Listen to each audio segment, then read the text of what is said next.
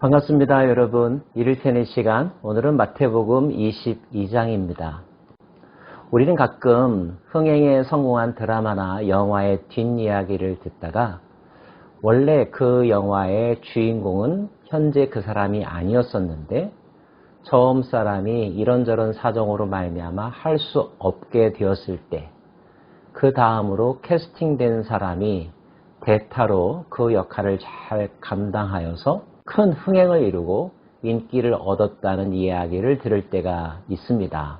축복하는 마음도 들고 또 다행스럽다, 부럽다는 마음이 들기조차 하는데요. 예수님의 천국에 관한 비유를 듣다 보면 마치 천국이 그와 비슷하다는 생각을 하게 됩니다. 주님은 22장에서도 천국에 관하여 말씀하시는데요. 바로 혼인잔치의 이야기입니다.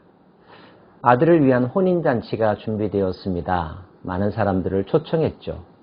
그런데 웬일입니까? 이런저런 사유 때문에 초청받은 사람들이 혼인잔치에 참여하지 못했습니다. 잔치는 성대하게 준비되었는데 먹을 사람이 없다는 것, 너무 안타까운 일이죠. 주인은 다시 사람들을 풀었습니다. 그리고 거리에 있는 사람들을 초청하죠.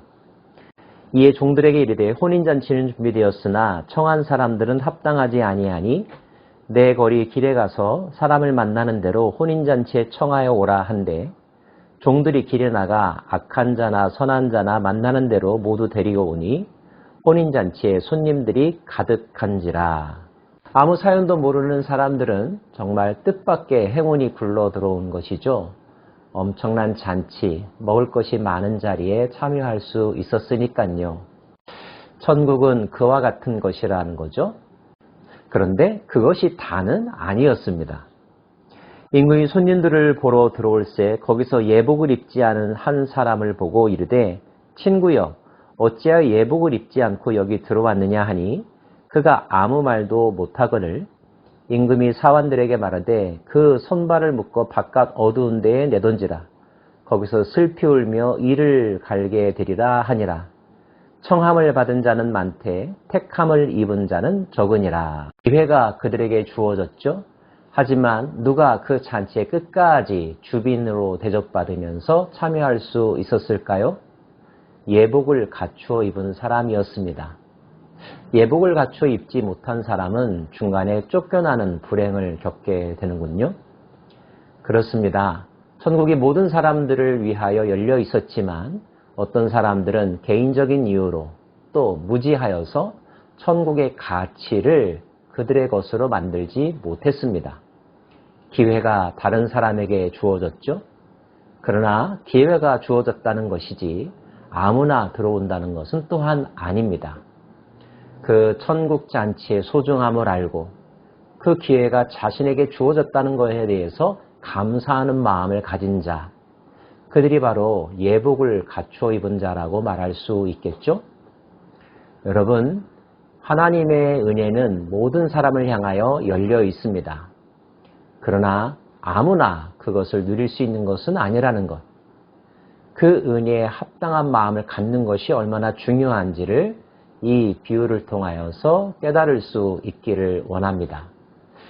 저와 여러분, 뜻밖의 주어진 이 특별한 은혜, 그 은혜를 누릴 수 있는 마음가짐, 몸가짐, 영적인 준비가 있기를 바랍니다.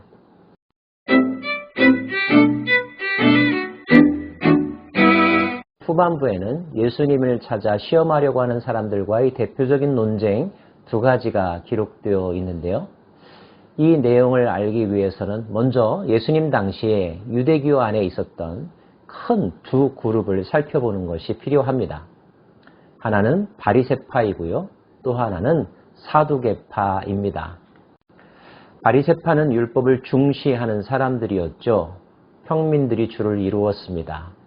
그들은 외세 문화에 저항하면서 유대의 전통과 말씀을 철저하게 지키려고 했던 사람들이죠. 많은 평민들로부터 존경을 받았습니다.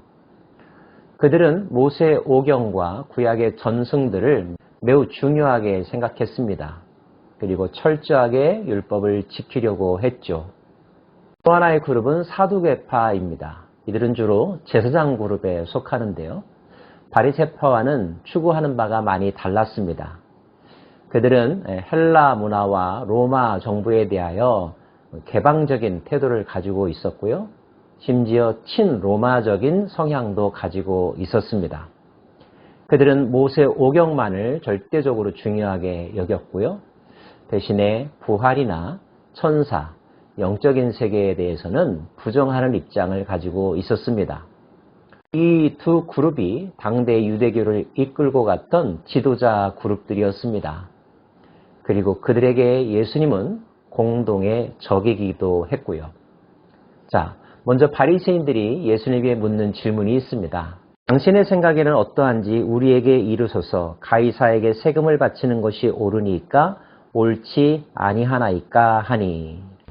바리새인들은 로마에 저항하는 태도를 가지고 있었습니다. 때문에 그들은 로마에 세금을 내서는 안 된다라고 하는 생각을 가지고 있었죠. 자신들이 생각이 그러함에도 불구하고 예수님에게 이런 질문을 한 것은 예수님의 답변을 빌미로 하여서 예수님을 때로는 매국노로 아니면 예수님을 로마에 반대하는 저항가로 규정하고자 했기 때문입니다. 예수님은 그들의 의도를 간파하셨죠. 예수께서 그들의 악함을 아시고 이르시되 외식하는 자들아 어찌하여 나를 시험하느냐? 세금 낼 돈을 내게 보이라 하시니 데나리온 하나를 가져왔거늘 예수께서 말씀하시되 이 형상과 이 글이 누구의 것이냐? 이르되 가이사의 것이니이다. 이에 이르시되 그런즉 가이사의 것은 가이사에게 하나님의 것은 하나님께 바치라 하시니 그들이 이 말씀을 듣고 놀랍게 여겨 예수를 떠나가니라. 가이사의 것은 가이사에게, 하나님의 것은 하나님에게. 이 말씀은 세금은 로마에 바치고 헌금은 하나님에게 하라. 이런 말씀이 아니고요. 가이사에게 속한 것, 이 세상의 것들은 세상의 사람들로 하여금 섬기게 하라. 너 하나님의 사람은 하나님을 섬기는 일에 집중하라. 이렇게 해석함이 더 정확할 것 같습니다. 예수님은 바리새인들의 속임수에 넘어가지 않으셨을 뿐만 아니라 진정으로 하나님께 뜻과 정성과 마음과 생명을 바치고자 하는 자는 다른 것에 마음을 빼앗기지 말고 오직 그 일에만 집중하라고 말씀하고 계신 것입니다. 자, 그러자 이번에는 사두개인들이 질문했습니다. 우리 중에 7형제가 있는데 마지가 장가들었다가 죽어 상속자가 없으므로 그 아내를 그 동생에게 물려주고 그 둘째와 셋째로 7째까지 그렇게 하다가 최후에 그 여자도 죽었나이다. 그런즉 그들이 다 그를 취하여 부활 때에 7 중에 누구의 아내가 되리이까? 이것은 마치 우리가 부활을 생각하면서 부활했을 때 우리는 어떤 모습으로 부활할까? 20대일까? 60대일까? 이런 호기심을 갖는 것과 비슷한 질문이라고 생각됩니다. 자, 예수님은 어떻게 대답하셨을까요? 예수께서 대답하여 이르시되 너희가 성경도 하나님의 능력도 알지 못하는 거로 오해하였도다. 부활 때에는 장가도 아니가고 시집도 아니가고 하늘에 있는 천사들과 같으니라. 죽은 자의 부활을 논할진대 하나님이 너희에게 말씀하신 바 나는 아브라함의 하나님이요 이삭의 하나님이요 야곱의 하나님이로라 하신 것을 읽어보지 못하였느냐. 하나님은 죽은 자의 하나님이 아니요 살아있는 자의 하나님이시라 하시니. 예수님은 부활 후의 세계를 지금 우리가 살고 있는 경험에 비추어서 생각하지 말라고 하십니다. 특징적인 말씀이 있죠. 부활에는 하늘에 있는 천사들과 같으니라. 부활 이후에 우리의 모습은 사도 바울의 표현을 빌리면 신령한 몸이 된다는 것입니다. 죽었을 때 우리의 모습이 아니라는 거예요. 그렇다고 해서 전혀 우리가 아닌 것도 아닙니다. 분명히 살아있을 때 우리와 같은 연장선상에 있지만 그러나 살아있을 때 우리의 모습과는 전적으로 다른 실체로 부활한다는 것을 말씀하시면서 부활하는 우리의 모습이 중요한 것이 아니라 산자의 하나님, 살아있는 자의 하나님이 중요하다는 것을 강조하십니다. 주님은 그 가치 기준과 패러다임을 완전히 바꾸고 계신 것입니다. 우리들의 생각, 그 이상의 것이라는 거죠. 그리고 인간 중심으로 부활을 생각하지 말고 하나님 중심의 세계로 부활을 생각하라고 말씀하고 계신데 이 말씀의 의미를 여러분 이해할 수 있으시겠는지요?